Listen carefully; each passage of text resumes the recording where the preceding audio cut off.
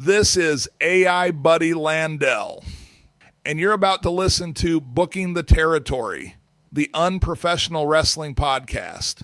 So stop working yourself into a shoot you numbnuts.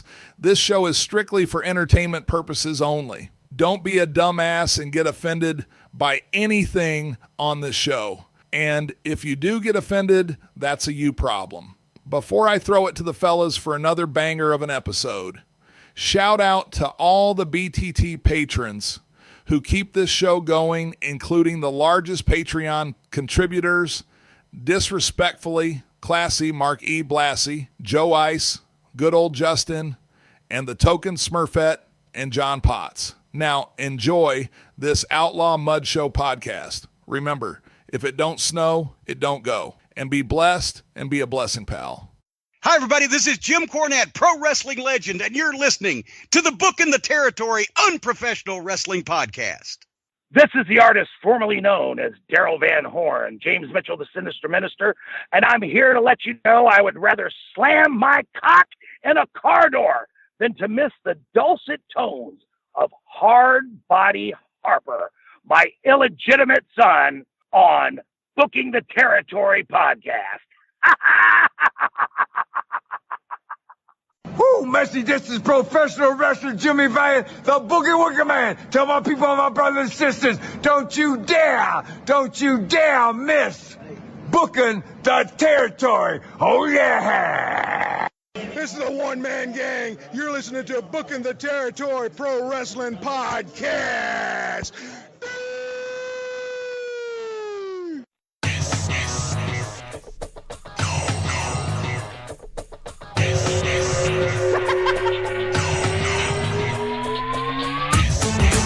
Welcome back, everyone, to this week's episode of Booking the Territory, the unprofessional wrestling podcast, where today, or tonight, whenever you're listening, we are covering WCW Saturday Night on TBS from April the 16th of 1994. If you're listening to us on YouTube, make sure you subscribe to the channel, hit the like button on the video, type a comment or two what you like or didn't like about the show. Helps the channel grow. It makes Harper very, very happy. We are basically a week away from Christmas as of this airing, so Merry Christmas and Happy Holidays to all of you. And if you don't celebrate that, well, we hope you have a blessed December 25th and that it's a wonderful one. I'm sitting here with Doc and Not Hard Body Harper. We have to move things around. You know, we're getting close to the holidays. There's a lot of stuff going on, and able to get this show out on time for you to listen to every single Thursday for free. It is myself and Doc, and Harper should be back for Spring Stampede 1994 next week. Doc, how are you? Ho, ho, ho, bitches. Yeah. Have you done all your Christmas shopping, Mike? God bless the internet, bro. No kidding. Man. I haven't even started, though. I got to get started later. We got to hurry this up so I can go waste all my money. Nah, I don't go nowhere. I do it all from the comfort of my home. I'm not the days and times of me going into a mall or to a store. Oh. And luckily, my wife will just like send me a link. She's like, I kind of want this and I kind of want this. And it's links to stuff, you know, whether it's on Amazon or wherever. God bless it. God bless the internet. That's all. I mean, it really makes that easy. And then you'll notice, you haven't gotten here yet, when your children get older, they do become more of a pain in the ass in other ways. But the holidays can be a little easier because all that toy bull crap is out the way. It ends up being clothes and other stuff that doesn't matter, but it's easier. Let me say it like that. Because nice. You just buy it I'm online. looking forward to that. Yeah, one day. And then you'll have that high car insurance when your kids start driving that you'll be complaining about. Can't wait. Well, I missed last week. I heard Crockett was in good spirits. Was a messenger of positivity, and everything went well. That's always good. Appreciate him helping out when I have to attend to the shoot job blues. Well, I guess there's no good way to do these things except to just do them. It's never, it's not the first time we've had to do this, but it never gets any easier. Mike, we need to spend a few minutes with an RIP for one of our own. One of the Army has gone to a better place.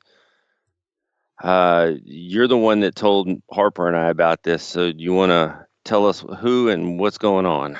Yeah, I mean, it's been several weeks, but our recording schedule's been a little crazy in terms of when we're getting things done. But we need a RIP, longtime BTT listener, supporter of the show, Ryan Damon. A very tragic accident in what happened to him. He was hit on a bicycle by a driver, and he died due to his injury sustained being hit. Initially, it was a hit and run. However, Mike Prue emailed me because I was wondering if they were going to catch this guy that hit him. And the alleged person that did hit him was arrested and, I believe is being charged. So not guilty yet. We're a land where innocent until proven guilty. But I believe the gentleman who hit him was like 68 years old or 69. And I was reading the story on the link that Mike Prue sent me. It's apparently like a dangerous intersection where it happened. But it's very unfortunate. Ryan was probably close to 10 years younger than us. So he was pretty young by my terms. Had a lot of life to live. I've interacted with him a little bit on Twitter. He would email me every now and then. But again, he's been listening.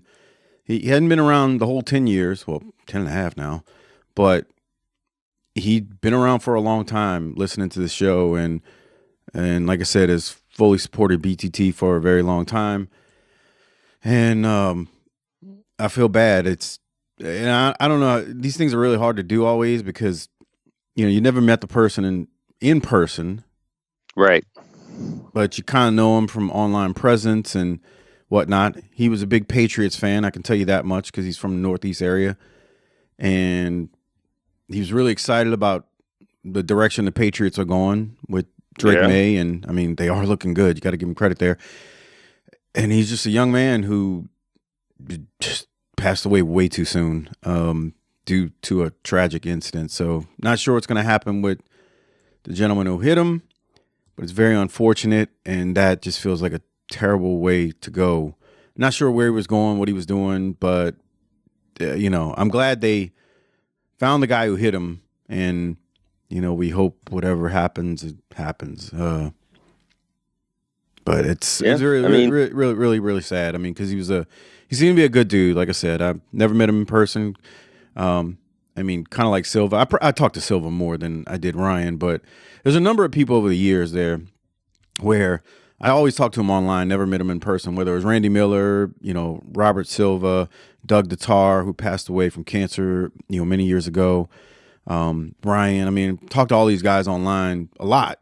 And it's just nuts, JR used to always say, tomorrow's not promised. Boy, that the older I get, the more I realize it. Because every time I look up, somebody my age, somebody younger than me passes. Whether it's cancer or some type of tragedy, unexpected, it's hard. Like I get a loss for words. Like when I read it that morning, because I didn't see it until several days after it was brought to my attention. Got an email about it, and then Harper started asking about it too because I think he saw it on the Facebook group. It's unfortunate, man. He was young, way too young, and it's very tragic. So R.I.P. Ryan Damon. See you on the other side. Yeah, this is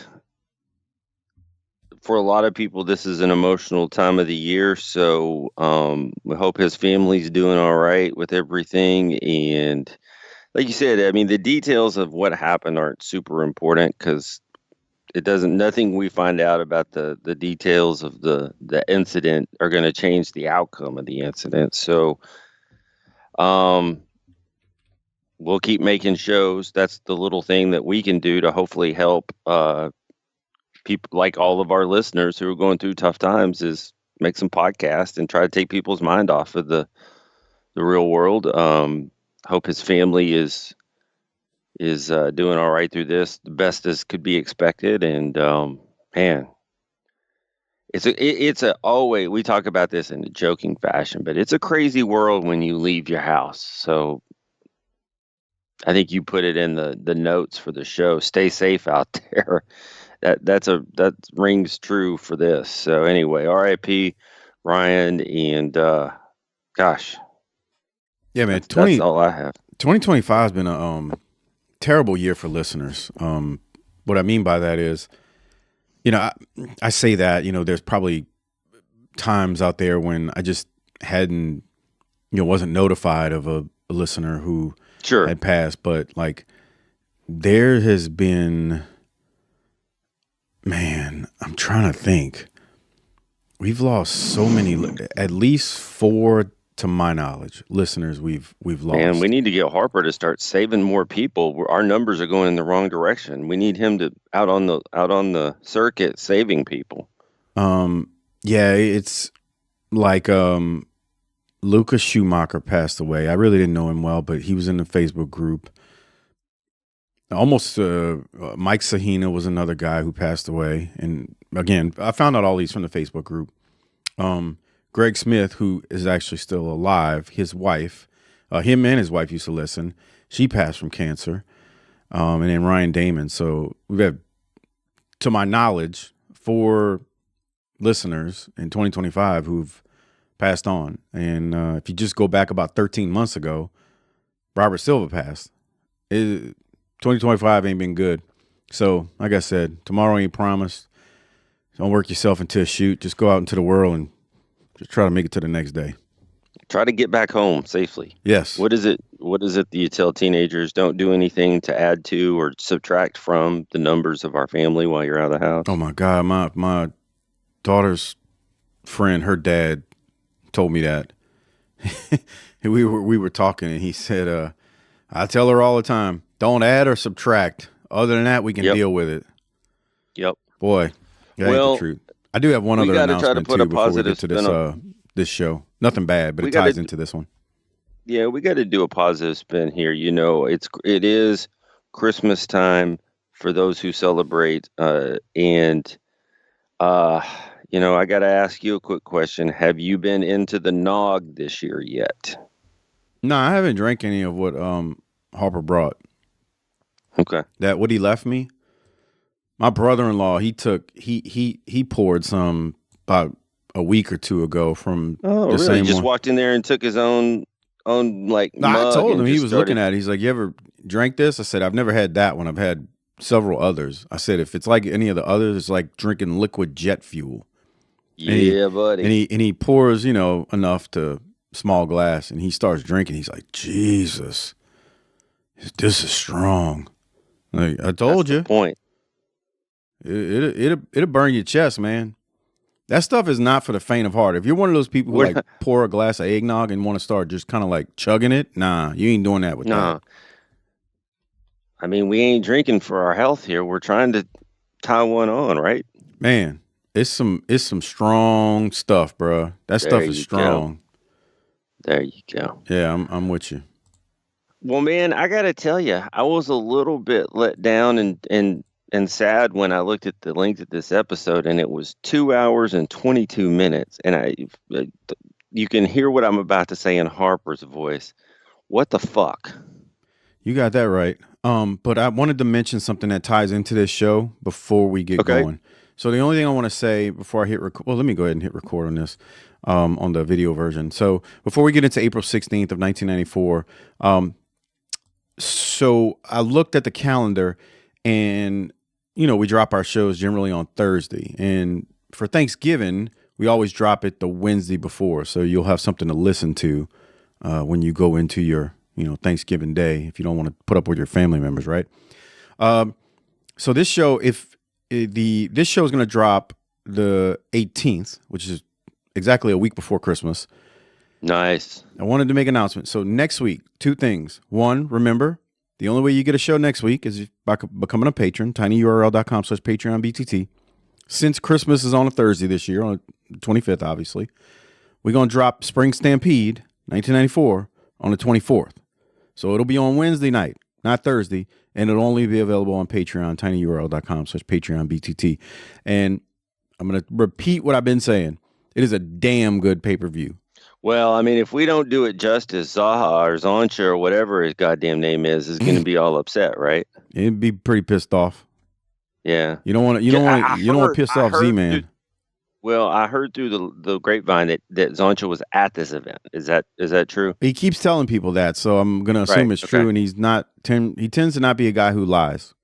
He's a good kid, as they say in The Sopranos. Okay. Yeah.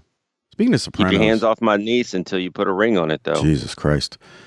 There was no Maction on this week on Tuesday or Wednesday, so I'm sitting there flipping through and I'm like, oh, Sopranos. I watched probably about 3 episodes in 2 days.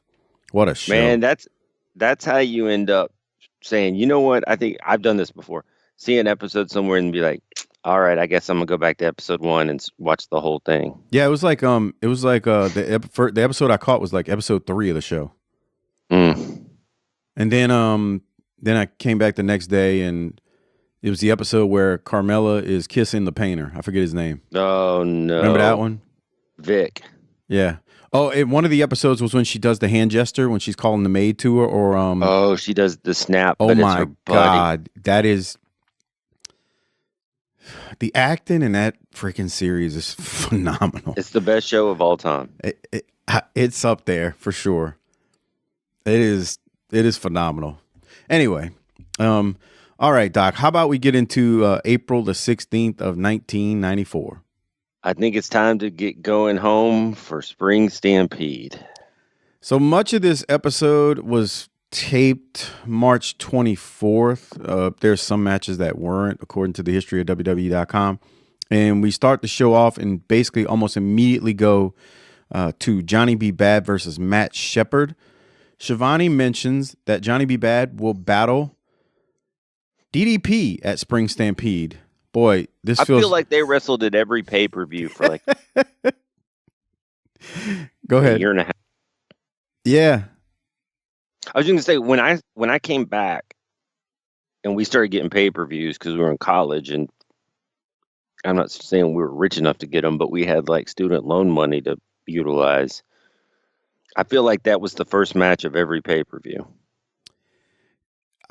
I don't have it directly in front of me, but I feel like I saw DDP versus Johnny B. Bad a lot as well. Yeah. So guess this is going to be our first one. Again, I don't have it completely memorized, but definitely. Okay. Yeah, for sure. All right, on to the match, Doc. What were you about to say? Buddy, you just cut out, so I'm going to need you to repeat whatever that was. I was just saying on to the match. What were you about to say? It looks like Matt Shepard got some new gear, maybe. Possibly. He's got some yellow highlight and black and white boots. Yeah, it's very interesting look. Yeah, he's got something. He's looks like, I don't know, some sort of retarded Ninja Turtle. Seriously? Harper said we could use the R word again. Who the hell is Harper to say that? Well, he's the star of the show. Okay. All right. Well, he looks like a special needs Ninja Turtle. How about that? Wow. This was what? Nothing. Y'all are assholes. You and Harper. The way y'all talk about these people, man. Mainly Harper. I mean, I'm just trying to, give the people a feeling that he's still here when he's not. That's all I'm trying to do. Okay. This was quick. Not a lot to it. He's about to pop him. Yep. Papa, 1 and 2. There's the punch, the kiss that don't miss. Yeah, it was very quick. That's what she said. Boot to the gut, and then Marrow. Did I go to high school with? She said that to finish. Throws a hell of a left hook and pins Shepard in a very quick match. Got a few quick ones in this one.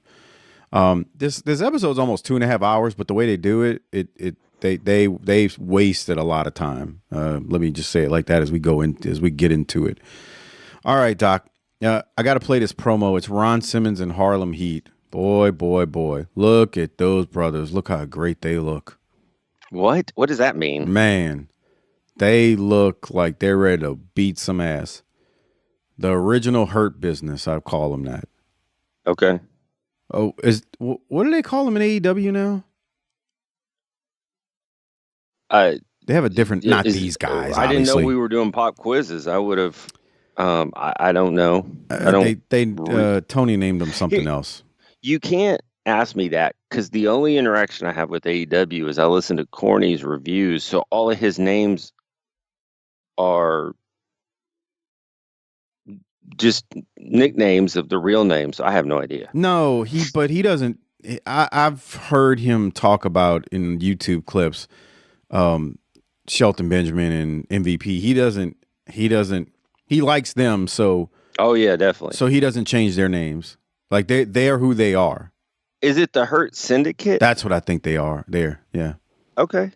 I just pulled that out. I'm not. This is not me bagging on Tony. He can't use Hurt Business. Like right. It is what it is. Like that's not his fault. IP, pal. Come on. Yeah, he can't.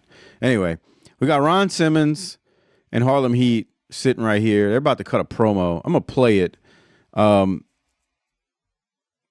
There's something said here that's funny. So here it is. Later in this television program are going to be locking up with Ice Train, Tuco Scorpio, and Marcus Alexander Bagwell. Big match for you. It's going to be the main event. Let me tell you something, Gene. We've been down the road with these glitter boys once or twice, but let me tell you, me and my brother, we know we're the #1 contenders, and along with Ron Simmons, we going to do a dastardly deed tonight. Hey, that nobody's never seen before. Tell them, man. Bob Calder Kane. You know, it kind of goes like this. These three chumps done had a taste of us once. But tonight, it's really going to get hot because we got the one with us, Ron Simmons. Tell him about it, Ron. You know, last time I saw you, Ron Simmons, you were injured. Listen to me, man. Look, injuries are nothing to Ron Simmons. I've been injured before in football. I've been injured in wrestling. This is nothing new to me. Tonight, they are going to see pain, and they're going to see it at his work. He thought he was hurt.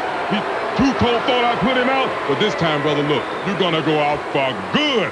We're going to turn out right tonight. We're going to Saturday tonight. You didn't pop when Booker called Bagwell and Scorpio glitter boys? I did, and I was wondering, because at first, so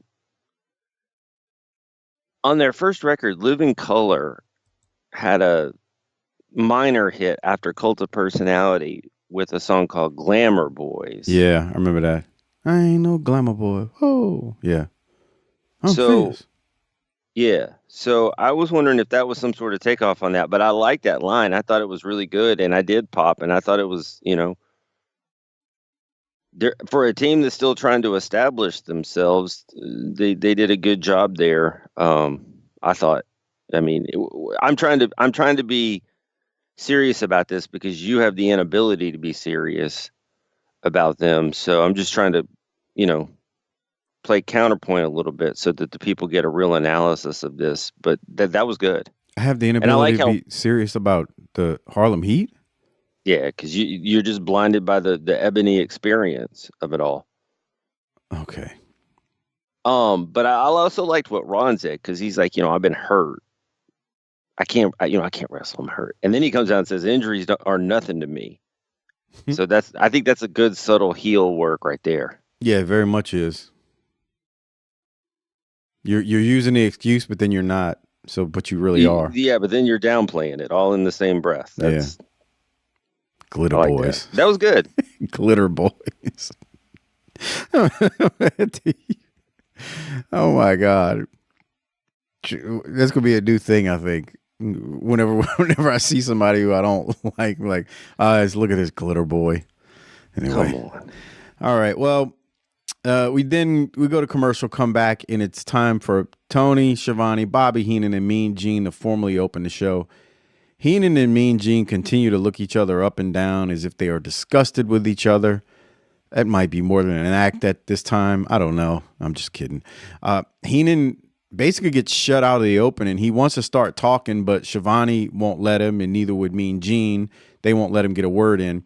So he doesn't talk, but if you just watch his mannerisms and you're watching the video version with us, they are holding the mic, so he can't really say what he wants, and he's scoring without the ball with the way he's looking at both of them as he's trying to get his words in. So I thought it was a fun little opening, and the way you do it, Heenan is Heenan, man. What are your thoughts on the opening, if any? Yeah, and he'll get his shit in over the next couple of hours for sure. Oh, yeah, he will. So then we go to Arn Anderson versus Haito, which is actually Paul Diamond, one of the enhancement talents that we've seen in the past here. We saw him last week as well.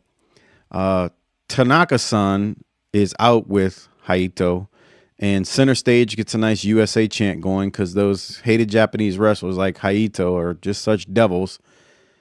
Doc, I'm going to throw to you. What do you have from this one?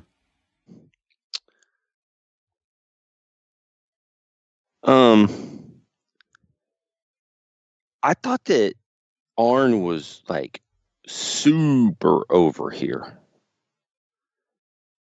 But he's still friends with Rick, who's turning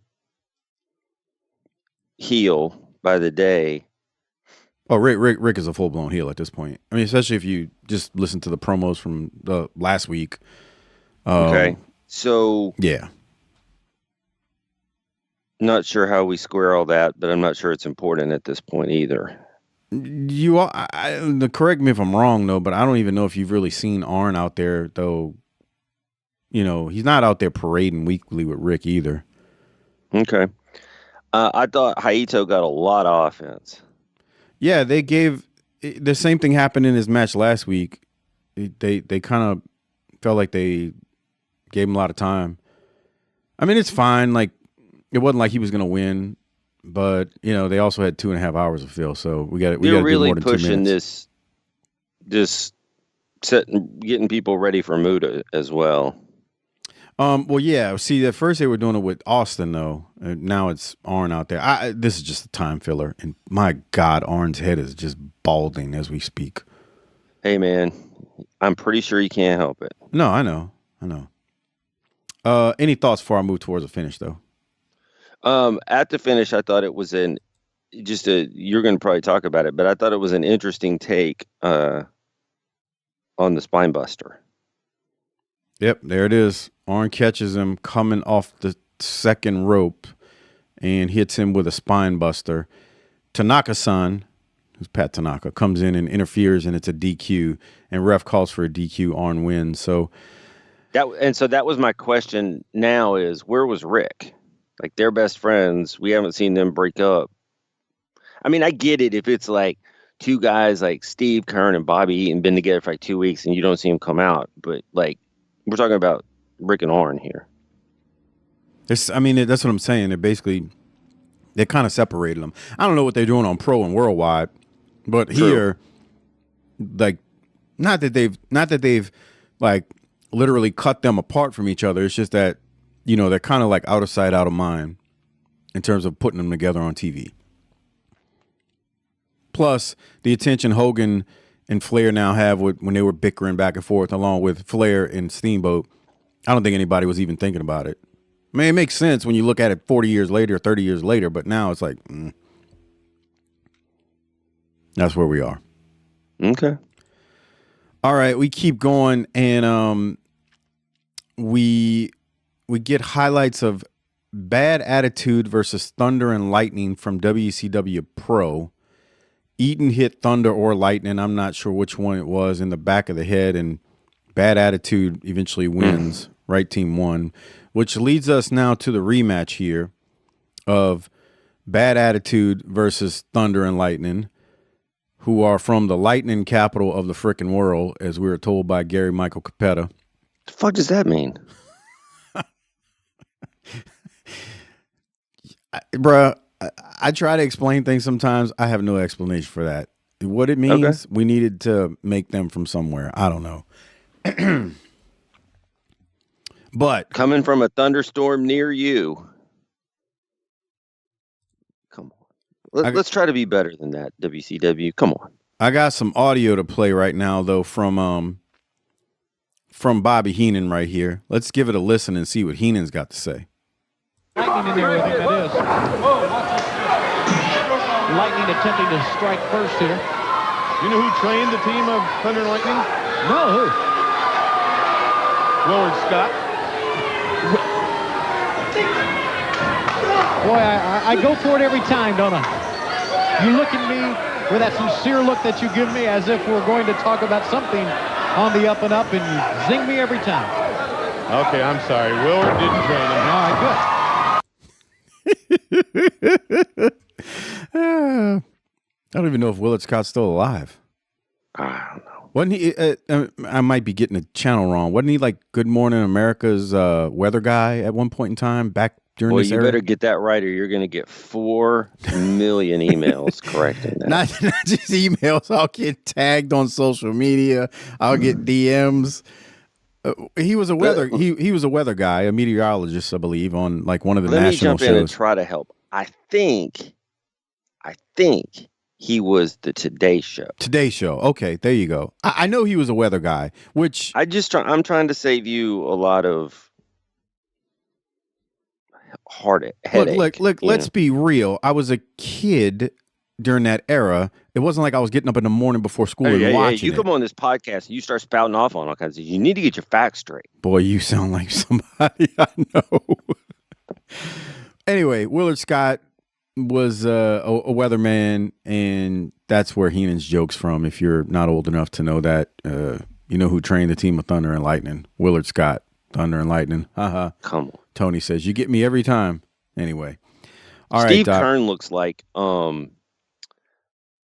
Steve Kern kind of looks like he'd rather be retired, but he's got some child support or alimony or something to pay. So shit, I guess I'll go wrestle. No, I wouldn't even say that. I would just say, like, you know, you don't want to work a regular shoot job, so let me go make some easy money. Yeah, but with hair like that, the alimony and child support comes into play.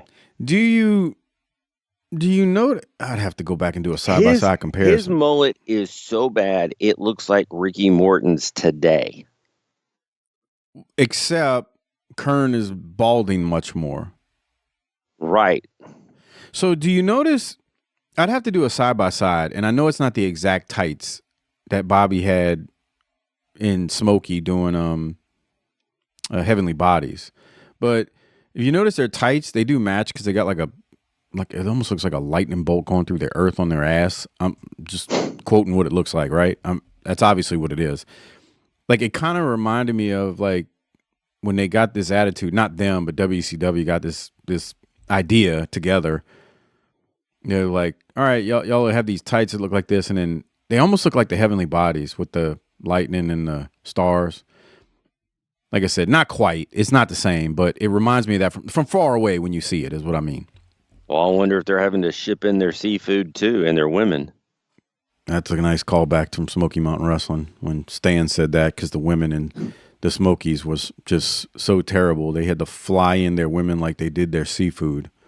That's a hell of a line.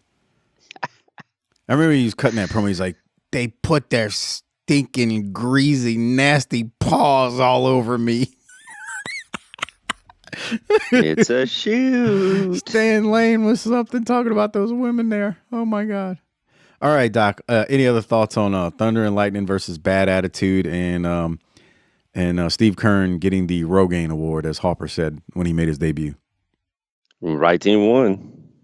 That mullet by Kern is something. It is. I don't know. It is Ricky Morton-esque of 2025, but the top of Ricky Morton's head is not bald like that. It's aggressive. It's an aggressive mullet. Look at that on the sides by his shoulders. Holy crap. Yeah, just cut that shit. Think how much, I mean, just from a wrestler perspective, think how much you can save on shampoo and bleach and all that shit. Sure. Oh, my God. That's terrible. Oof. All right. Let's continue. Thunder and Lightning, I'm sorry, Bad Attitude won. They did the attitude adjustment, which is like a flapjack, and they get the win, 1, 2, 3. We go to Eric Watts versus Ron Oates. Very quick match, Doc. Your thoughts? Ron Oates is a big boy. Do we know him from something or somewhere? I don't recall, but I know we've seen him before, and he is a big dude. I'll give you credit there. We've talked about his size before. He is not a small enhancement talent. He doesn't look like a turd. No, he doesn't. He's got a head full of hair. Nice little buzz cut. Okay, I got a question for you. Who is this ref? He's not even on the screen. Oh, I don't know his name. I don't know his name. I mean, I've seen him before. I don't know his name. Okay. Any other thoughts on the match that is? Well, it's Eric Watts, so no. Well, let me ask you this. I know you weren't here last week. Did you see the match that Watts and Dustin had at all? Yes. Okay. I did. I actually watched the episode just so that I'd be ready for today, because I have maximum commitment to this product, and I thought it was pretty decent. Maybe. No, I was going to ask because I incorrectly stated several weeks ago that I didn't think we ever talked about the quote unquote trophy that Watts, quote unquote, won from fans for having the best submission. And he actually brought the trophy out, which Harper made fun of. And then the trophy was destroyed when Buck destroyed it. Was it a better trophy than your brass knucks title? It was only like maybe 18 inches tall. It was very small. Oh, that's terrible. It wasn't. How tall was that brass knucks gimmick? About 5 feet, 5.5 feet. So taller than you. I'm not that short. You're getting me confused with our late friend Robert Silva. Okay. Who was like 5'1", 5'2". We still got a half pint alive. That's true. And he's only 4'8", so. If that. That's on tippy toes. Old half pint. Any other thoughts on Watts and Oates here? Watts? You go to high school with him? No. Well, Watts puts on the STF and defeats Oates, and that was that. Whew, thank God that's over. We continue along, and we go to Tanaka-san with Haito. So Haito comes out with Tanaka-san versus Kenny Kendall. Another relatively short match. They're going through these matches really quickly. Any thoughts on these two? Kenny Kendall has a build to him. He does. We've seen him before, though. Have we? Yeah. Okay. I mean, he's got a physique. He's got a physique. He's got kind of a short, curly mullet thing going in the back. Yeah. That's more of like a acceptable fashion faux pas than some of these others. Like Brad Armstrong. This looks like how Brad Armstrong used to look, but like by 95, Brad Armstrong's mullet, probably by now, is just terrible too. It got shorter on top and longer in the back. That was the thing, bro. I don't get it. If you look at early Smoky Mountain Wrestling, especially in 95 and 94, we've passed that time. Not with wrestlers. I know. And, we're still in the bar singing Round and Round and Motley Crue and waiting for Vince to go under so we can get back to this territory shit. It's almost like the mark of the beast back then, man. You knew back in this era, if you saw a guy with a mullet, Zubaz or crazy wear pants on, the ones that damn look like a parachute, a t-shirt and a fanny pack with the t-shirt tucked in, you're like, that guy's a wrestler. Nobody else walks around looking that stupid. Nobody. I can't tell you how many times I was on I'd be on the road with, my buddy Jerome wasn't like that, and my buddy Brian wasn't like that. We would, we just, would have some basketball shorts on and a t-shirt, right? But man, you get in the car with some of these guys, mullets, crazy wear / Zubaz, fanny pack, and a t-shirt tucked in. It's like the mark of the beast. You're like, that guy's a professional wrestler. No one else walked around with that look. Maybe bodybuilders or maybe power lifters did, but they didn't have the mullets. How many are those? Yeah, that's not a sizable population. Right. Part of the population. Yeah, but again, they didn't have the mullet. That's what made them different. Yeah. And it's like they got shorter on top and longer in the back as it became more out of fashion to really just protest the fact that this shit was going out of fashion. Yeah. I don't get it, bro. Well, I get it. It's kind of funny to think back on. Any other thoughts, though, on this match as we keep moving? Nah, it really does seem like we're just, to steal a term from today, putting content out there. Yeah, I mean, you got the pay-per-view the next day of this air, and we won't talk about it for another week on our Patreon feed, but yeah, you're kind of just going through the motions here to get to the next day. And this is taped, what was it, March 24th, so almost a month ahead of this. So anyway, Tanaka-san wins when he power bombs Kenny Kendall and then moves into an arm bar, and he gets the win. 1, 2, 3. Doc, any other thoughts before we continue? I'm going to say no. All right. So we're going to go now to the Spring Stampede Control Center with Mean Gene. Remember, we got Flair versus Steamboat for the WCW World title. We got Rude versus Sting for the International World title. Yeah. Don't worry, kids. It's going to be merged together soon with the world title. Austin versus Muta for the U.S. title. We got a bunkhouse match. I can't wait for you to see that because you ain't seen it yet. Buck versus Dustin Rhodes. Holy crap. And we love anything Buck's involved in, so there's that. Regal versus Pillman for the TV title. We got Boss Man, or the Boss, versus Vader in what they call a grudge match. And then we got the Chicago Street Fight, Nasty Boys versus Cactus Jack and Max Payne. I can't wait. I really can't wait. And then Bad versus DDP. And remember, the only place you can hear us review it is by going to tinyurl.com/PatreonBTT. There's no free show next week on this feed. The only way you can hear us is by going to Patreon at tinyurl.com/PatreonBTT. And remember, that will drop on Wednesday night, the day before Christmas. So it'll drop on Christmas Eve at 7 p.m. Central Time. Adjust accordingly for your time zone. You want to do a live show on Christmas night? Piss off our families? Christmas night or Eve? Both. No. Nah, I'm good.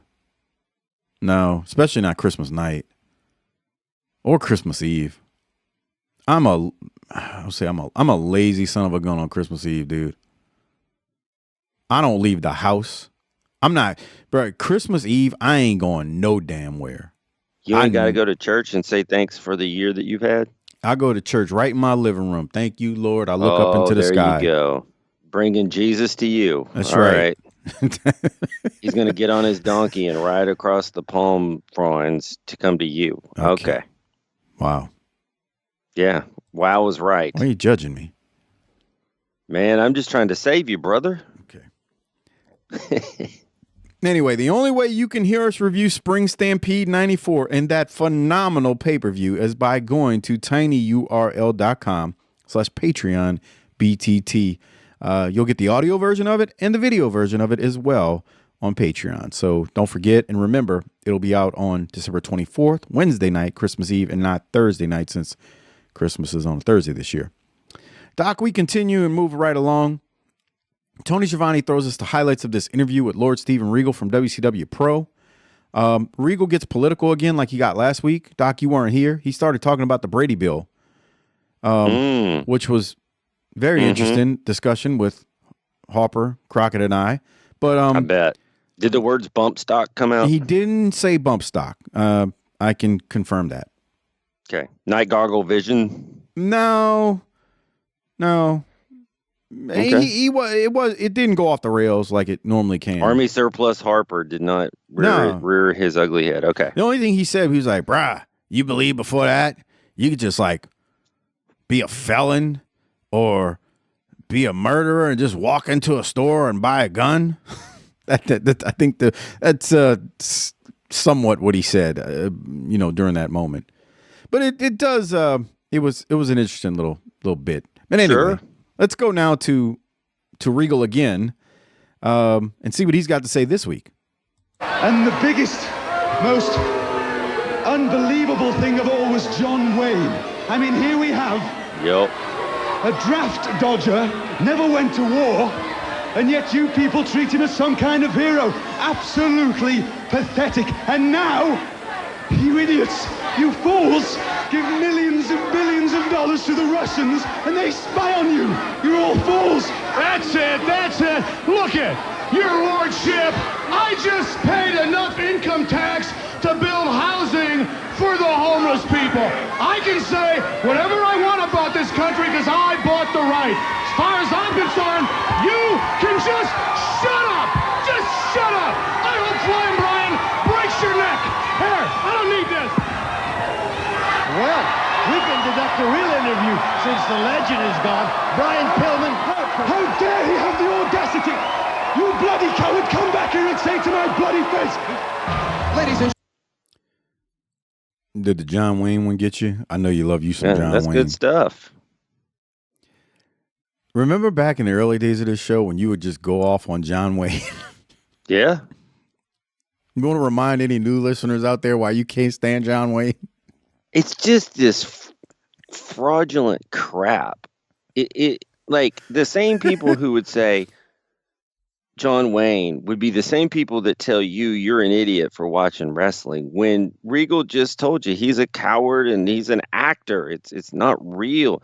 And these boomers, man, they'd bring that John Wayne shit into business and the workplace and every aspect of their life. And I'm like, this shit ain't real. Well, okay, so I'm glad you said the last part because that was the part that would always get me. It wasn't that I hated John Wayne. It wasn't. I didn't care enough to care. The problem was growing up, you'd be around these boomers who'd be like, "Oh, you need to pick yourself up by your bootstraps like John Wayne." Man, shut the piss up. That's a goddamn fictional character on TV. Don't tell me to be like goddamn John Wayne. Make this shit relatable to real life. You're quoting a jackass from a television show. Right. This is not real life. And in the same breath, you're going to call us morons. If you told me to stop quoting a wrestler, it's the same thing. So shut up with that John Wayne bull crap telling me to pick me up by my bootstraps. You slapdick. Right. Anyway. That's exactly right. Yeah. And so you're going to tell me that I'm an idiot for watching wrestling. Right. You hypocritical piece of shit. Now, that's some pretty heady stuff that they're getting into around America, which I think is interesting. I wonder how it played across the masses. And I wish we were doing somebody but Zbyszko, only because Zbyszko is retired. And so, like, I feel like it's not that I dislike Zbyszko. It's just we got a lot of people on the roster. I'd like to see Regal engaged with them. Well, I don't want to spoil it for you, but stay tuned because Larry Legend might be coming back for an in-ring short run. Really? Or two. We'll see. Yeah, like I said, I don't want to spoil it, but if I don't mention that, as you say, we're doing this with Zbyszko and you're just going to sit there on this podcast and let Doc be wrong. Okay, I get it. I mean, I know you're friends with him, but you know he's a fucking dick, and you know he thinks he's right about everything. It's your job to stop him from feeling that way. Come on, Mike, do your job. Bro, y'all think y'all fucking funny. Y'all ain't fucking funny. I mean, I get so tired of hearing about this listener stuff. I mean, y'all act like I text Mike after I listen to the show. I mean, I might do it a time or two, but, I mean, y'all are fucking dumbasses. You know that, bro? I mean, Jesus Christ. I know y'all work in the room. Is that guy going to be all right? Is that guy going to be all right if his Irish Mafia doesn't make the playoffs? You tell Doc and Mills, don't worry about my Irish Mafia, bro, okay? We in the playoffs, bro, okay? You stick that up your corn pipe and smoke it, jackass. Shout out to the Irish Mafia. Shout out to Hooters, Curlies, and Wings. Shout out to all my Celtic brothers and sisters. D-Man, out. That was a tremendous promo. Cut for the 10-year anniversary. Come on. All right. Regal was good there, and Larry Legend tells Regal to stick it, Jack, and Sir William says, well, since he left, we can conduct a real interview. We'll just do what we want. That was funny, man. I was laughing. I wish we'd have seen the whole promo. I mean, I started playing it from the time that they aired it, so I didn't cut it off. It's something new, and it beats some of this retread shit we've seen tonight. They should have played that. I joke a lot about Regal being this, the crowd going USA when he comes out, but he's doing his part to seem very anti-American, even though he's just, an Englishman. And when I say just an colonizer. Englishman, not necessarily like a Russian or the other dastardly heels from the day. So Regal is doing his job here with it. So give him credit. We continue. We go to the next match. It's Paul versus Terry Taylor. Long match. Didn't really do anything for me. It wasn't bad. Both guys were good. There's just no emotional investment here, and we got some false finishes and then a double bump, and we go to a time limit draw. So, Paul looks good. Paul, you go to high school with him? And Terry Taylor looks good, but I mean, there's really nothing happening for me to really care about what they're doing. So, Doc, your thoughts? Two industry stooges, by all accounts. That's going to cut deep. What? I'm just saying. Although I did laugh my tail off. I listened to those clips that Corny did talking about TNA and whatnot. Mm-hmm. In those emails. Bro, Corny saves everything. Jesus Christ. Anyway, I laughed my tail off at some of the stuff with him and Terry Taylor when he was reading those emails and stuff. Yeah. It was funny. In a corporate setting, I wouldn't necessarily bank on any of the words that come out of these two guys' mouth. No, I wouldn't. They work the room a lot. Let's just say that. Yeah, that's a good way to put it. And they're very much politicians we've backstage. Never been in the room with them, but that's their reputation. How about that?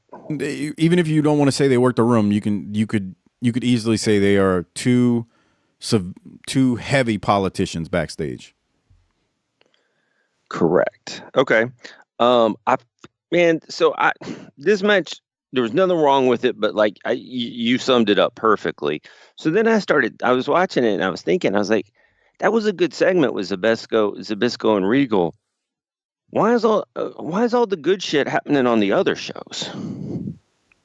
So they aired that because they're trying to like, that was like positioned there because they're trying to set up where we're going.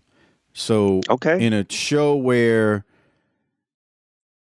you are kind of just eating up innings for Saturday night because you got the pay-per-view tomorrow, they show what happened on Pro because they want you to start thinking about also what's going to be happening after the pay-per-view, which kind of is counterproductive if you really think about it, but I get why they aired it, and that's that. They also have 2.5 hours of fill, and that's a problem in itself. Already a problem. Yeah. Okay. I guess as we go to the finish that a draw makes the most sense here, because why not? Yeah, it's not just that. It's just like, I don't really care what happened in this. I don't have an emotional investment in it. No, neither one of them did anything wrong. It's just a long match that doesn't matter. It would be like watching a television show and there's no plot. Okay, I got a question for you. Mm-hmm. Stephanie McMahon is not really your type, is she? I wish I could just create AI Harper on the fly because his exact words would be like, bruh, I wouldn't kick out of bed. Okay. He would say that. That would be. Would you have been willing to maneuver yourself into Vince's inner orbit by, shacking up with the boss's daughter? I don't know, bro. You know that Vince is going to be at Cena's last match, don't you? Okay. I haven't watched WWE. I haven't watched WWE in so long. I haven't either. It's football season, but I did read that Cena is lobbying real hard for Vince to be there. Now that will have already happened by the time this airs, so I'm aware of that. But let's see if I'm right. I Vince on WWE TV. I think it's going to have happened by the time this comes out. It's America in 2025. Anything's possible. And a lot literally mean anything's possible. So, yeah. I'm not arguing with you on that. That wouldn't shock me one bit. One bit. Okay. Well, and I was going to say something else, but, it'd be political, so I'm not going to, we're supposed to be a politics-free zone unless it's Harper. There's also talk that the current president may be there. Oh, no. I was going to mention, I wasn't even thinking that. That doesn't shock me. I mean, no, I know. There's about to be a UFC fight on the White House lawn, for Christ's sakes, and I'm a UFC Linda fan. McMahon is in the cabinet, pal. Let me be clear when I say that. I'm a UFC fan. There's about to be a fight on the White House lawn next year, okay? Anything's possible in 2025 or 2026. So, or I don't even put a year to it. In the times that we're living in, anything's possible. Shit, yeah. Yeah. If you got content and/or revenue ad money for me, anything can get done. Yep. That's right. All right. As you can see, this match is still going, and we've been talking about it forever. Yeah, they won't wrap it up because it's... Wrestlers don't like wrapping it up. You are correct. Uh-oh. Yeah. All right. Anyway, time limit draw. We'll keep moving.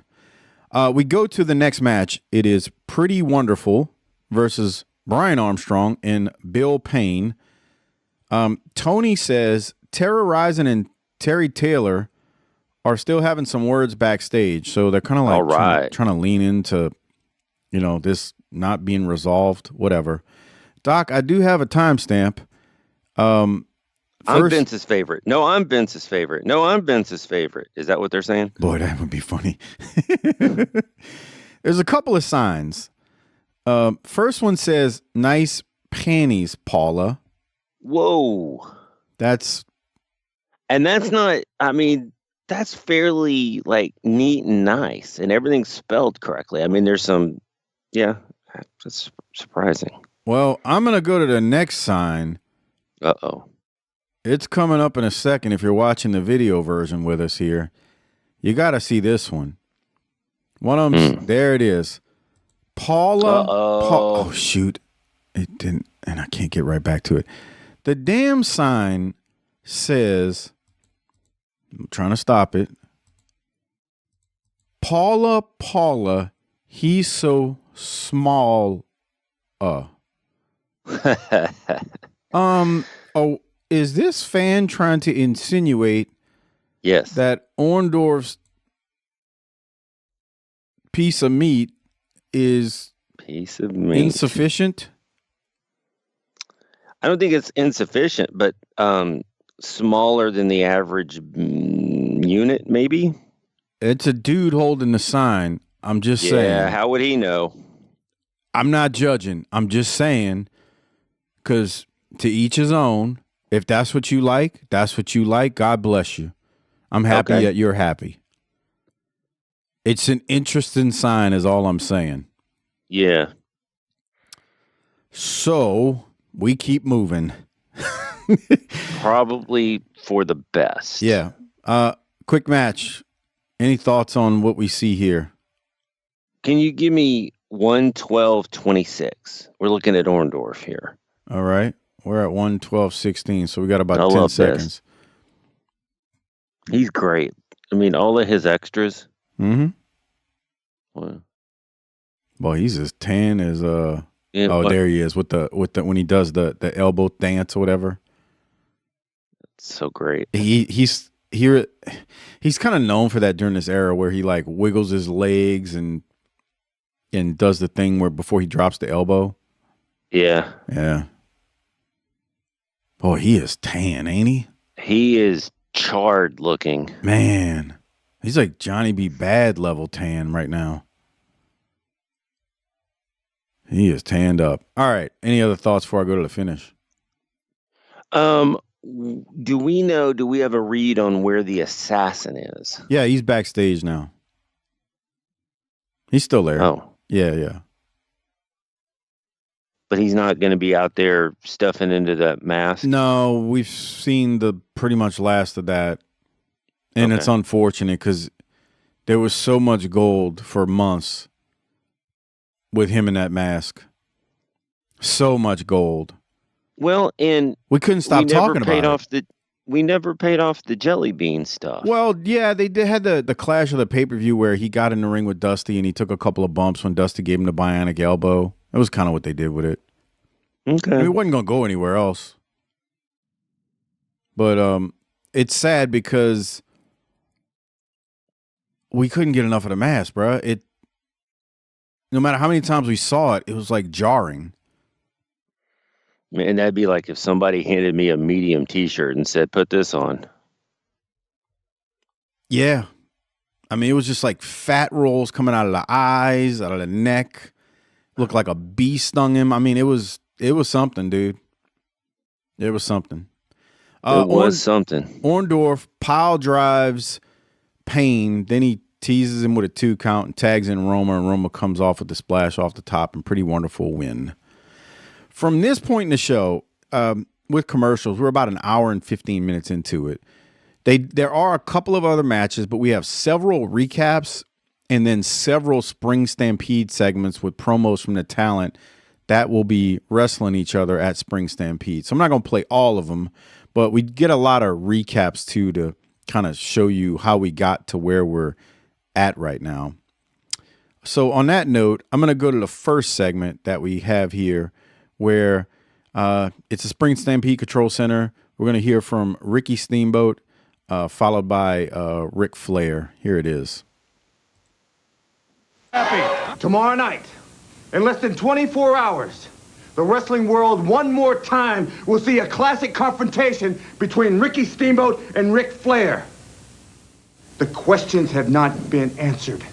Our careers have not stopped in their tracks. He has the gold around his waist, and Ricky Steamboat wants it. The scenario goes on and on and on. Tomorrow night, Nature Boy, this fire-breathing dragon is coming to Chicago for the gold. Tomorrow night, Chicago, Illinois. The Horizon, April 17th. Tomorrow night, mark it down, because Ric Flair will walk that aisle one more legendary time. Steamboat, you're ready. You've convinced me you're ready. You've convinced the public you're ready. But have you convinced yourself? Tomorrow night, Steamboat, we go round and round one more time. I'm saying Ric Flair is the better man. Woo! I did like when he said, "You've convinced all these people, but have you convinced yourself?" And that was the best line of it. Any thoughts on it? Yeah, I mean, there was nothing wrong with what just happened, but I still think that the aspect of Hogan is kind of just sitting over all of this, and it's taken away from it. Fair enough. On multiple levels. We go to the Patriot versus Todd Zane.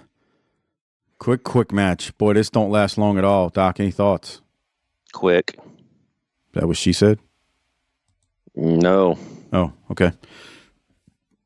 You know, Crockett pointed out, I'll just say this before we go to the finish. Dale Wilkes, you go to high school with him, Mike? He throws a hell of a standing drop kick for a guy his size. Yeah, he's a big dude, too. He's what, like 6'5"? Yeah, I mean, he was an SEC offensive lineman, so what does that tell you? Back in the day. He can't read. Block for George. You're an asshole. He blocked for George Rogers. Anyway, he uses that full Nelson slam and gets the win. Like I said, it was quick. I mean, it was like a 2-minute match. It didn't last long at all. I do want to go now to, I know we've heard from Regal, but Regal is tremendous. And I'm going to play this quick promo from Regal. They're going to play, again, they're going in and out. They're doing these like Spring Stampede segments. So there's a match, and then they'll do a quick segment on Spring Stampede because they're trying to sell us on ordering the pay-per-view. Let's go to Regal now from this next Spring Stampede segment where just listen to what he says about Pillman's mom. How proud your mother must be. Tomorrow night she'll be sat in that little trailer watching that black and white 14-inch television screen.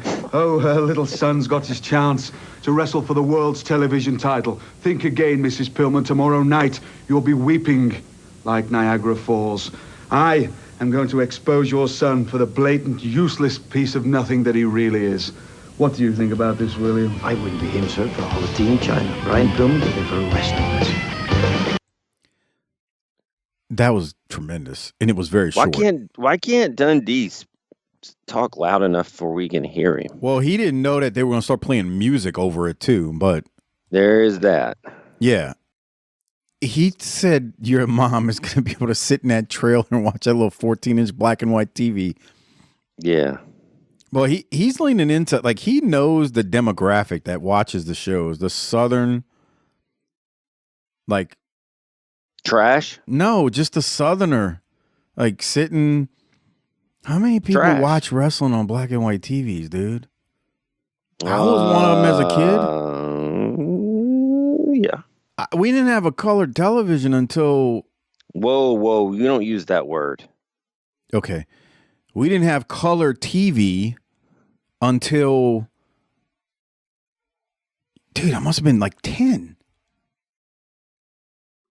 I had a black and white set in my room until I was probably 11 or 12. Yeah, and when we got it, it was like a little 19-inch Sanyo. Remember that brand they used to have? Yeah. Yeah. Oh, man. I thought it was funny, though, the way he basically called Pillman's mom trailer trash, which wasn't very classy. Well, but, I mean, he's leaning into the Southern, the Southern demographic. I thought we kept our families out of it. Right. Not that all Southerners live in trailers, but... Yes, they do. It's it's a 5-state, 7-state trailer park. Okay. We go to commercial, come back. It's time for the Sullivan brothers, Dave and Kevin, versus Dave Hart and Butch Long. Doc, any thoughts on this one?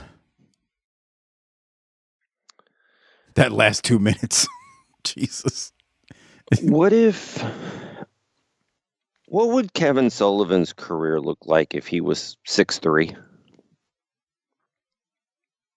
That's a good question, because I always combat a question like that with, well, he had to make up for his size by other things. So does he make up for other things for his height if he's already 6'3"? Am I saying that right? Yeah, but he has that relentless, that he learned from the Sheik sort of just attack. And I mean, it's almost like, would he be Brody-like in style if he was 6'3"? Maybe just from the sheer size of him. It's also key to point out, you see Kevin Sullivan during this era, not that he's flabby and, fat or anything, but, you see Kevin Sullivan in early years, he's still the same height, but, how jacked he was and how lean he was. Because he started as a competitive lifter, right? Yeah, so he's, again, he doesn't, it's not that he's out of shape right here, he's just not as lean as he once was, but, he had a hell of a physique for a shorter guy back then. Man, this goes back to the old Ronnie Garvin principle of, I'm getting $25 a night and getting to be on national TV, but the price is I got to go out there and get stomped and trio woed and everything else by Kevin Sullivan. Yeah, but honestly, to me, it's not that bad. I would rather that than have to deal with the Road Warriors or Ronnie Garvin. Van Hammer? No, like that, right? Trio O, because that's going to be the finish right here, followed by that Sullivan stomp. That is nothing compared to what Garvin would do to these guys.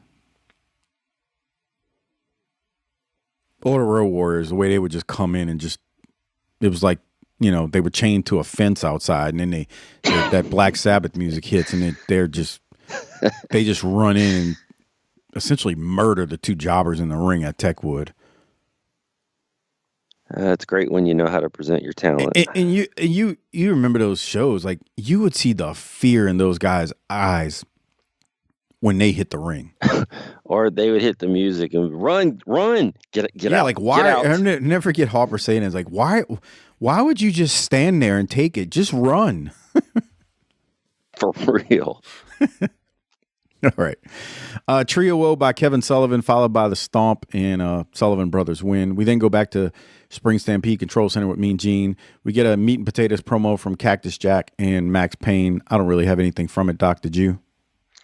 No. All right. Let's keep moving. We go to Bunkhouse Buck versus Brad Anderson. I'm a Bunkhouse Buck guy. That's my comments for this one because it's not very long. Any thoughts? Can you go to 142.35? All right, we're at 142.23. What are we looking for? Well, why is Bunkhouse Buck doing the Trio O in the same match? So, in the match, I know know when this was recorded. I mean, I know most of it was March 25th, but I'd have to look at the crowd to see if this is the same people there. Airtight, though, right? Yeah. Then again, it's not the same thing. He did kind of put him in a trio woe, but he doesn't do the run and, knee to the gut. He just kind of booted him in the gut. But you know what I'm saying? Yeah. Nobody thought that at the time. The crowd ain't thinking about that. Okay. Everybody wasn't smart yet. They all didn't start reading. Dave had his newsletter readers, but everybody wasn't smart because this is still mostly pre-internet days. So Dave hadn't smartened everybody up to knowing everything about the wrestling business. Yeah. You know what I'm saying? Yeah, yeah. Dave knows it all, right? I do. Okay. Do. Just making sure we put that out there. I feel like, can you go back to the beginning real quick, though? I got a note. Okay. I feel like everybody's dad or grandpa had that shirt. That Buck has Bunkhouse on? Bucks. Yeah. You talking about the shirt he's got over the long johns? Yeah, the pearl snap shirt over the top. Yeah. Got his reading glasses or his pack of cigarettes in there. Maybe a pen in case you got to write some shit down. Yeah. In the pocket. Definitely. Oh, my God. This show's about memories. That shirt, I was like, man, I guarantee you at least 3 male members older than me in my family had that shirt in the rotation. My grandfather on my dad's side definitely had that. Okay. He didn't smoke though. But yeah, he definitely. Yep. 100%. Okay. So I got another question for you here. I feel, maybe not a question, just a thought. I feel like Buck is what Big Josh should have been. Big Josh couldn't pull off what Bunkhouse Buck does because Big Josh ain't tall enough. Okay.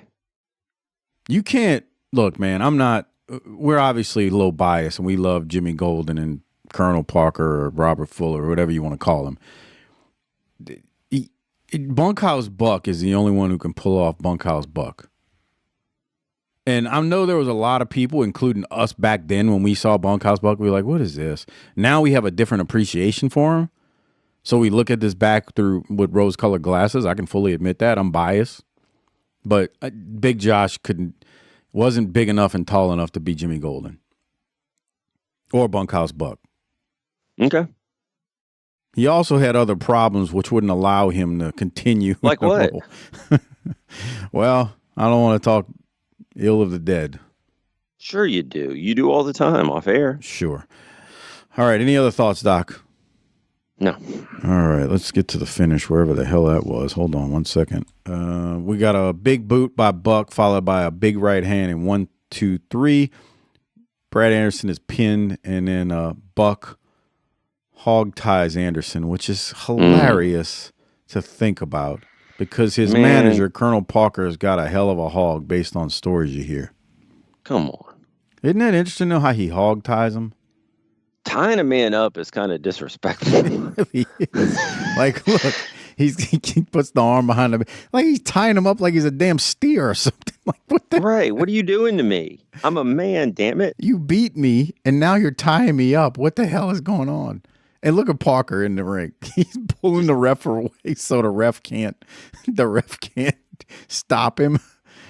Oh my God. Look at these two. Look, now he's acting like Mr. Innocence. He's like, all right, Buck, we got him good enough. Don't keep putting the boots to him. We're good. How long after they walked through the curtain did those two laugh about how easy this money they're making is? Instantly, every week. I told you, Jimmy, you needed to get over here because this money is as easy as we've ever seen. Yep.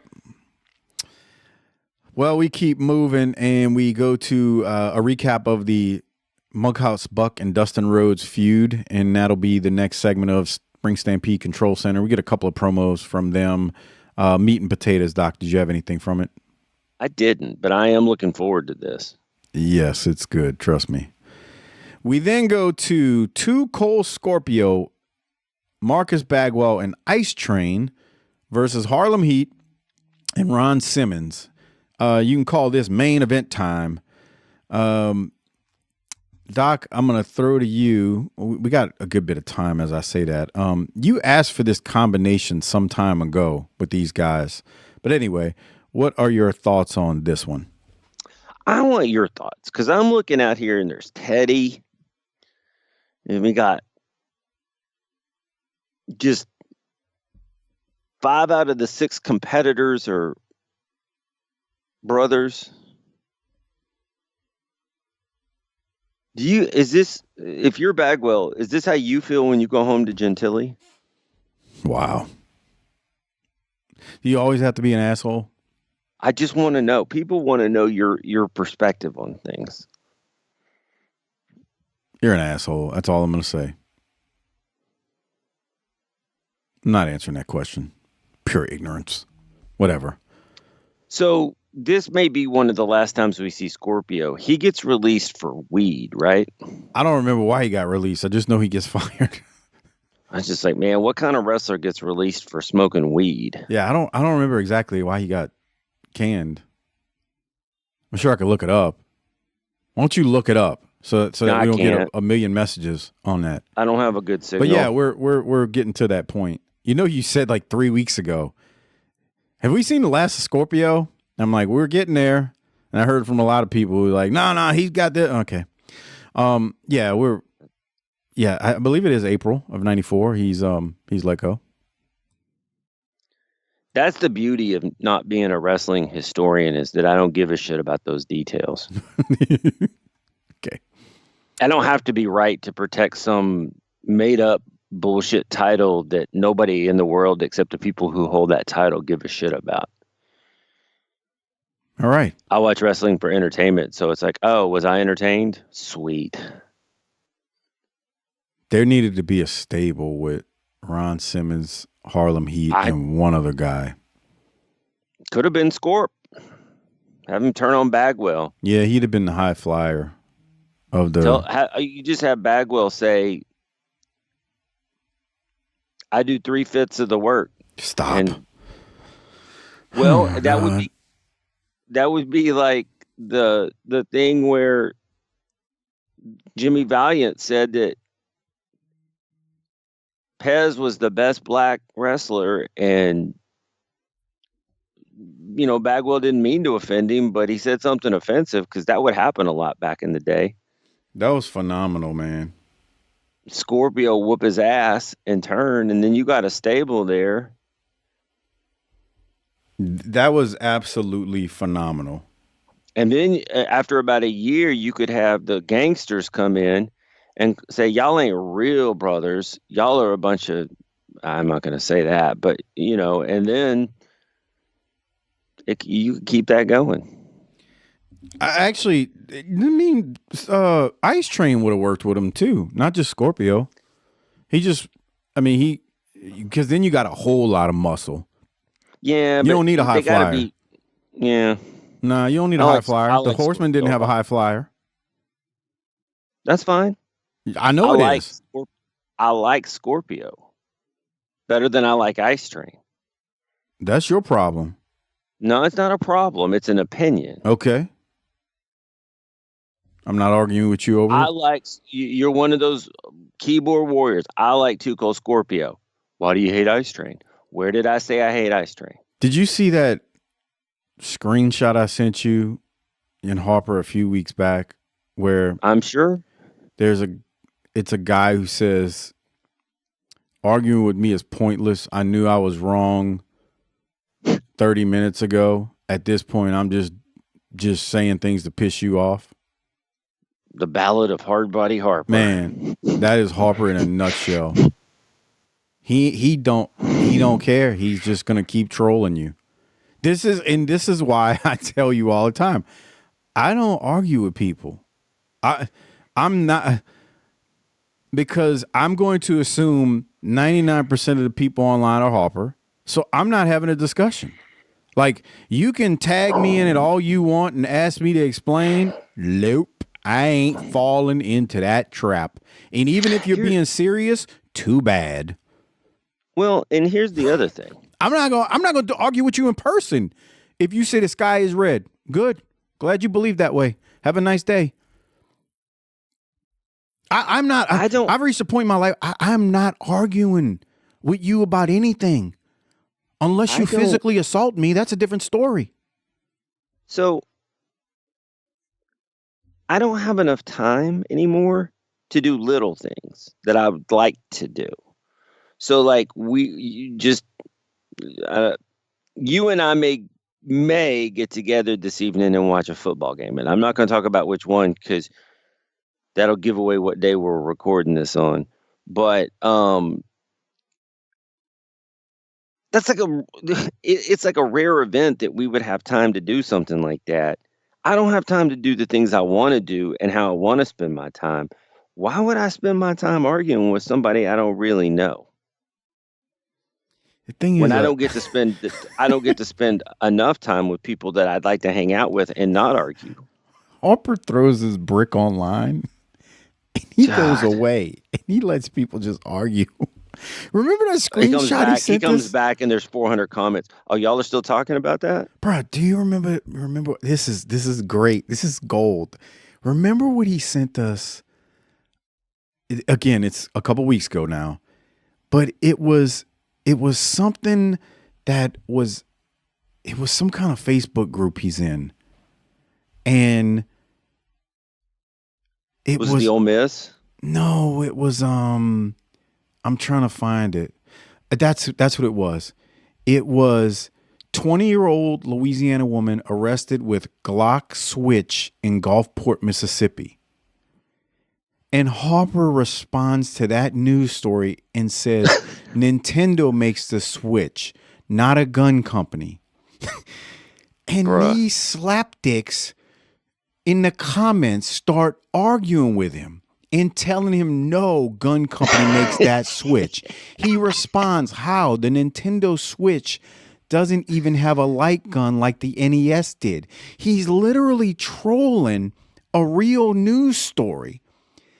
And then some guy chimes in and says, we aren't talking about a Nintendo Switch, lil man. We talking about a modification of firearms called switches. Has zero to do with Nintendo. Stay in your fairyland. Harper responds, yeah, but Nintendo makes the Switch. Next, they're going to say Smith & Wesson made the Atari 2600. These are the freaking people you are arguing with online. He is our friend and troll, Hardbody Harper. So when people tag me in things or send me things that I don't agree with, I ain't responding because my assumption is you're already acting like Harper. I go from 0 to 100 in an instant. So I ain't chiming in. I'm not about to waste my time.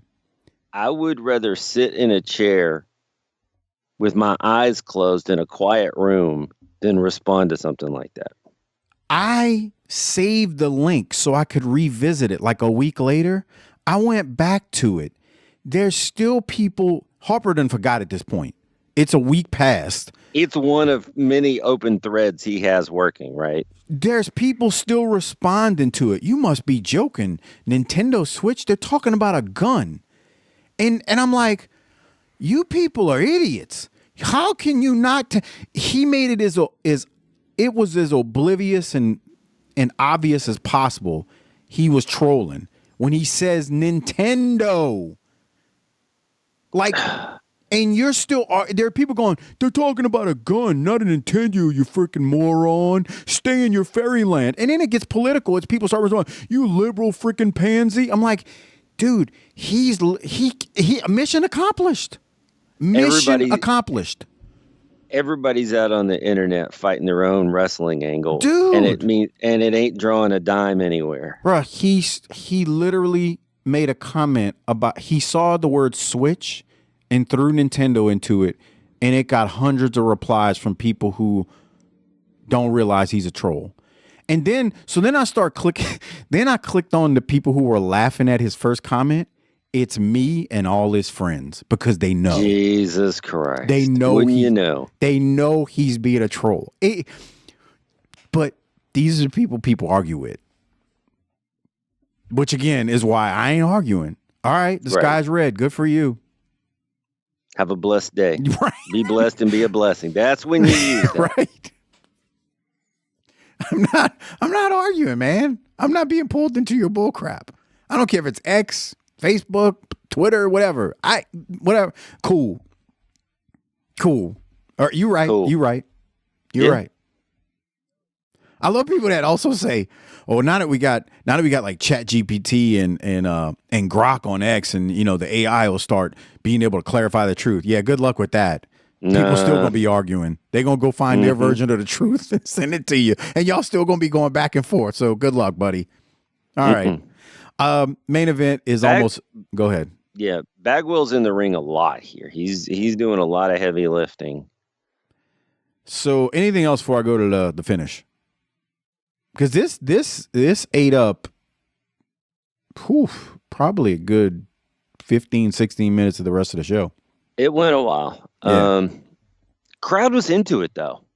Yeah, and it didn't seem like they were piped in, so I'll go to the finish, though. So okay.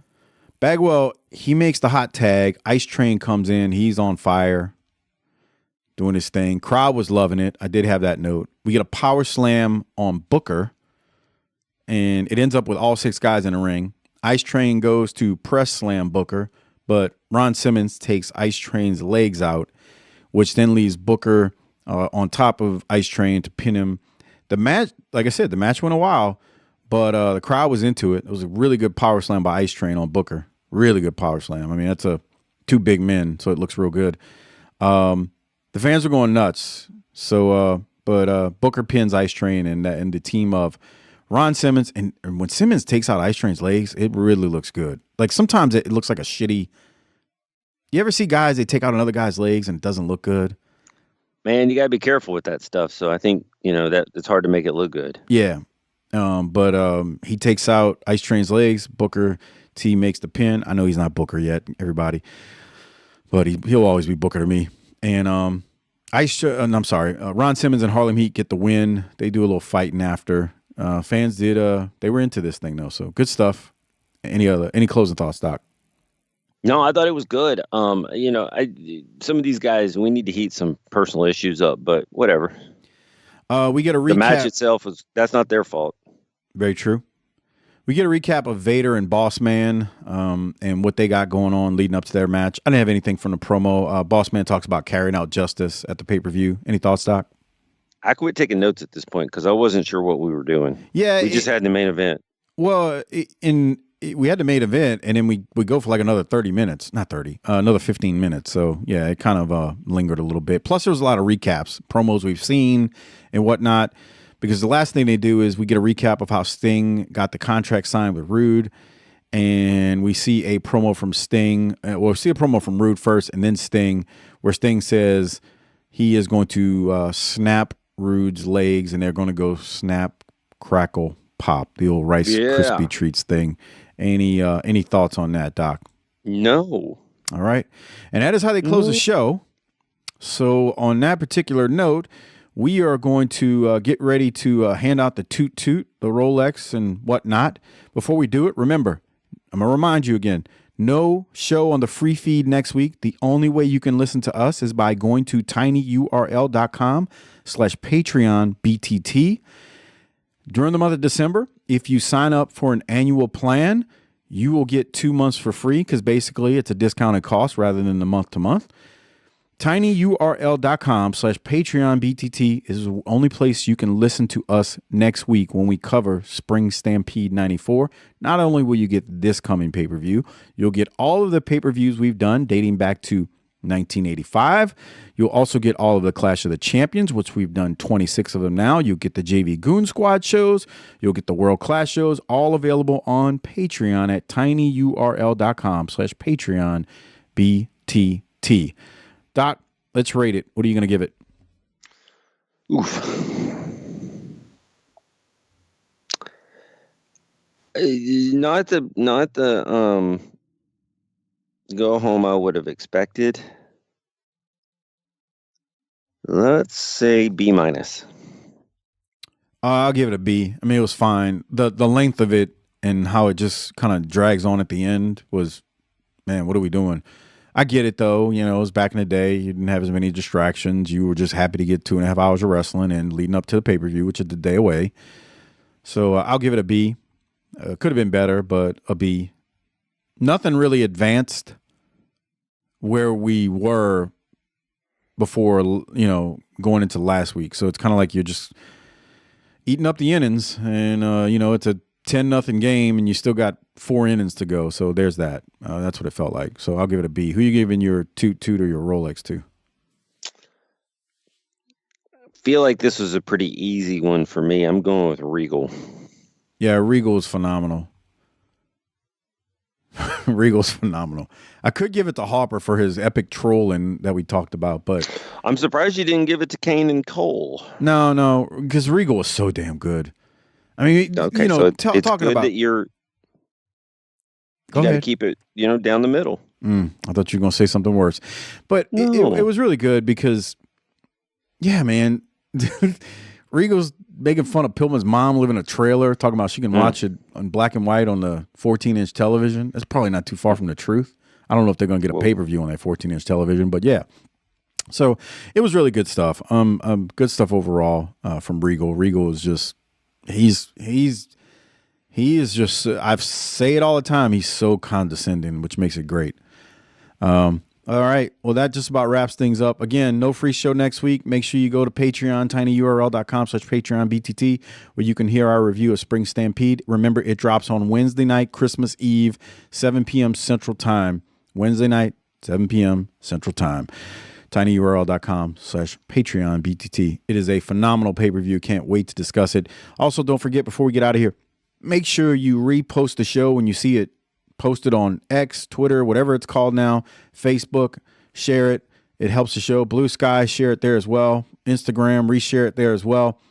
That helps the show out very, very much. I don't know if Pro Wrestling Tees is doing a sale anytime between now and Christmas. But if they do, it's not like you might not get it before Christmas, but check it out and go to ProWrestlingTees.com and search Booking the Territory, and you can see our store. All right, Doc, I don't have anything else, man. You got anything before we get out of here? Man, Merry Christmas, Happy Holidays. Whatever it is you do it. Stay safe, stay healthy. Get ready for New Year, New Me. All right, man. Yeah, we're almost there, dude. The next show we do after spring, and the next free show, we will be into 2026 as I look at the calendar.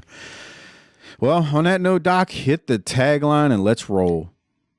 Book it, bitch. Hey, everybody, it's Eazy E A I, Eric Bischoff. And let me tell you something. If you're not already a Booking the Territory Patreon subscriber, you're missing out on the real deal when it comes to classic wrestling talk. Doc, Harper, and Mike, they're not just fans. They live and breathe this stuff. And here's the kicker. Over on their Patreon page, you get even more. We're talking deep dives into the Clash of the Champions.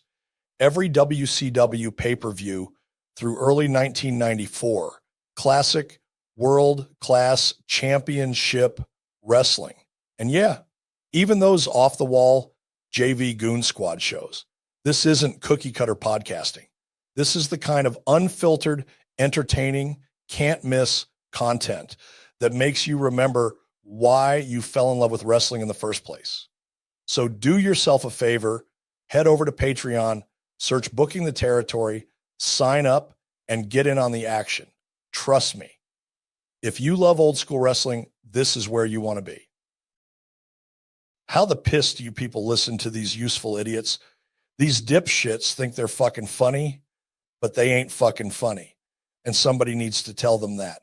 This goddamn show needs more D-Man and less of dipshit, Doc, hard-boiled Harper, and this Vanilla Ice Snoop Dogg, mumble, mouth, Mills. You have to be an imbecile to find these three fuckers entertaining. Fucking clown show.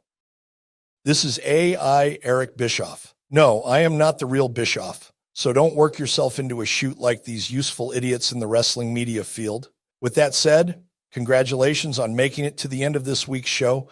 Don't forget to send your comments about what the guys discussed tonight to Luke Hawks on Facebook and on Twitter or X or whatever the piss they call it now.